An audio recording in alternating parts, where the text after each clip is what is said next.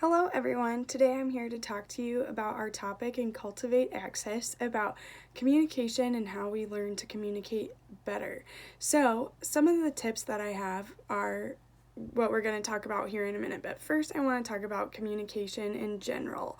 So communication is actually very, very hard, and you'll notice kind of as your relationships change within your family in the next few years, as you graduate high school, as you move on to college, and then once you're in college, as you graduate and you become an adult on your own, that your communication with others is consistently changing and evolving, and so it's something that everyone has to practice every single day. So it's not just when you're in high school you need to practice how to be a better communicator. It's actually a lifelong process, so that's what's pretty interesting. And communication is hard, so don't be afraid. Like, if you mess up, it happens to the best of us, and as long as you learn from your mistakes, that's what is great. So my first tip is to make sure that first you know how to communicate with yourself. So last week we talked about goal setting and understanding how to prioritize,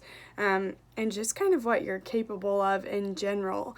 And now when you understand what you're capable of, then that helps you better communicate to other people about what you can help them with, or maybe what they can help you with. So that's really important, is like step one, knowing what's going on in your head and how to communicate that.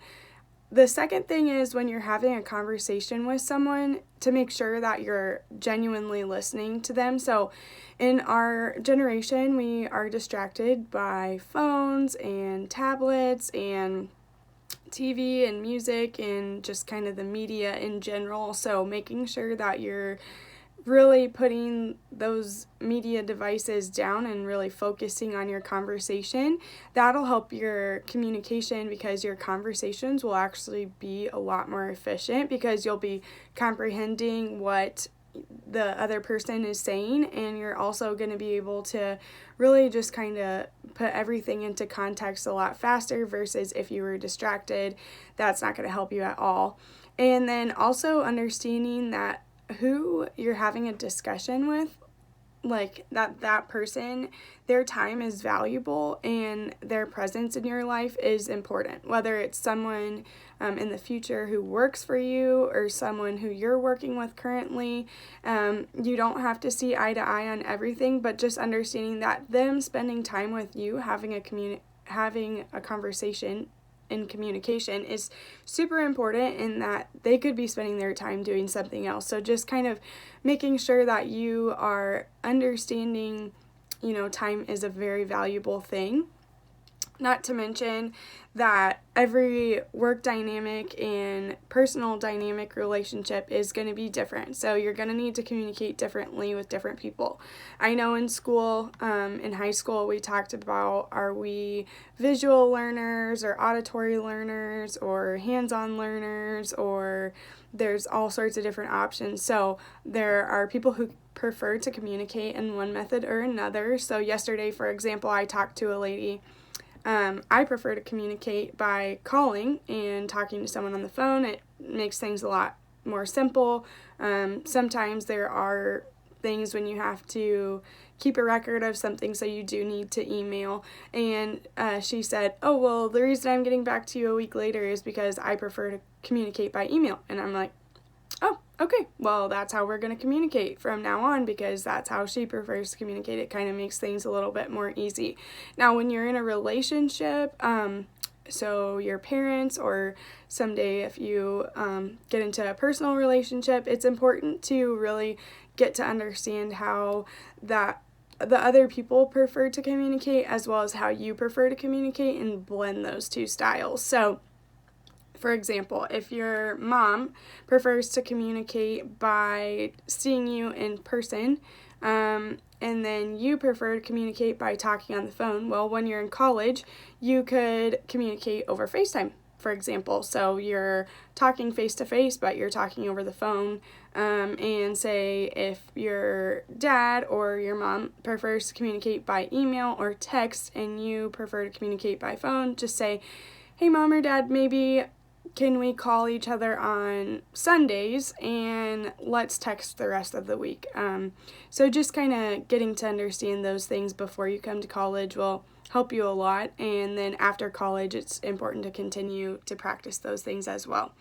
Also, be sure, like, when you're communicating with someone, that you're aware of your body language. So if I were to sit here and communicate to you, like, with my arms crossed and folded and kind of looking around and having a conversation, that's not as engaged as me looking at you face to face and with open arms and really being engaged in the conversation that we're having. Because when your body language changes, I'm sure we've all felt in social situations that everything can, like, be going great, and then someone's body language changes and you're like, do you even want to talk to me right now? I'm really not sure. So body language is super important, and I've taken some classes in college that are geared toward communication as well as body language, so that's really beneficial too.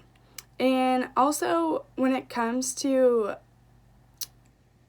email etiquette, so, we can communicate face-to-face, we can communicate over the phone, we can communicate over text message, and we can also communicate over email. So when it comes to professional things, or in college, especially talking to professors, different things like that, you do have to communicate over email.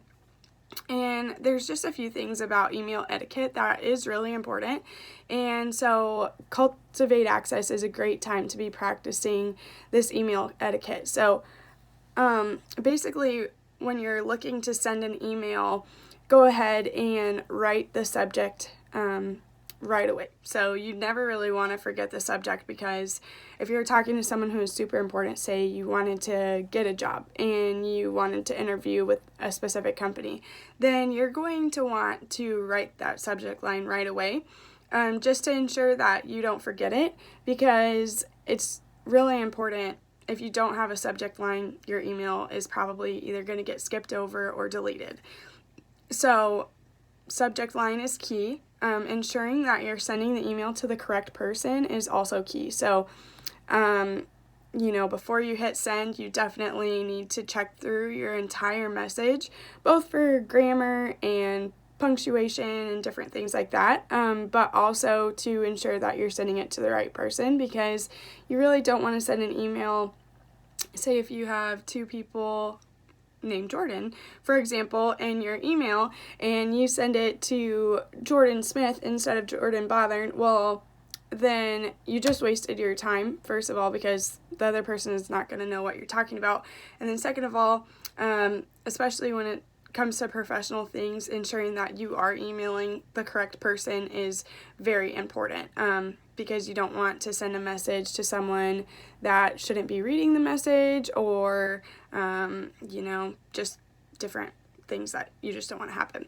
So also, when it comes to emails, we want to make sure that we're being very specific and also really getting the message across that we want to convey. So it's really a great idea to draft your message in something like a Word document or somewhere off of the actual email itself, just in the event you don't want to accidentally hit send too early, and really just kind of sitting on it for, whether that's 10 minutes or you write it the night before and then you read it again the next morning, just making sure that your message is really what you're trying to say. So if you're saying something that is kind of pertinent but you still want it to get across that you're being respectful, there's different signatures that you can do at the bottom of an email that kind of just change the tone of the entire email itself. So just making sure that you kind of do some online browsing about email etiquette and understanding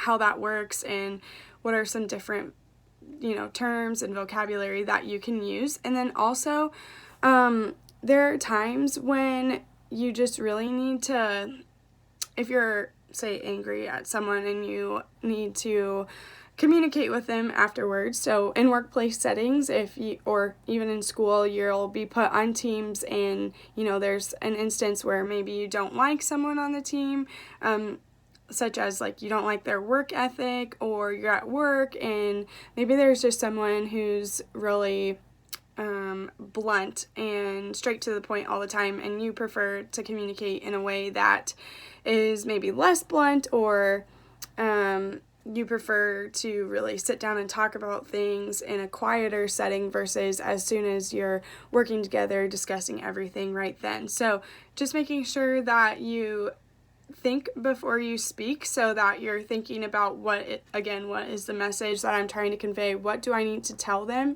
How do I need to tell them? And then also making sure that you are positive and are, thinking with the best intentions. So if you have, there's a saying, if you have something bad to say, probably don't say it. And there's times when you have something that's just like eating away at you, and maybe it's best to call a friend and talk to them about it first, than talking to the person who is frustrating you. And that's not to say do not gossip, because gossip is not great, but making sure that you're talking through that message again before you deliver it to someone else, because practicing your delivery and in both email, phone, and in-person communication is very important to getting that message across, again, with your best intention and trying to ensure that everyone is on the same page and understanding. And then going back to the beginning of our video, it's just super important to listen to what the other person has to say too. So communication is not a one-way street, so that's what makes it a little more challenging, is that you have to really truly incorporate other people obviously into the conversation, and just understanding that people are going to communicate differently, and there's times that your feelings are probably going to get hurt, but just not taking things super personally, and then also being open to asking people how they prefer to communicate, and also just continuing to be positive and only hanging on to things that propel you forward and empower you to continue working and helping other people. So that's what we were here to communicate with you today. And I'm hoping to hear about in the email this week about what your preference is in communication and how you're practicing communication every day. So for me, I practice it every day in school, and then I also practice it personally with my family and my fiance. So I'm happy to hear about what you guys have to say, and I hope you thought this video was great.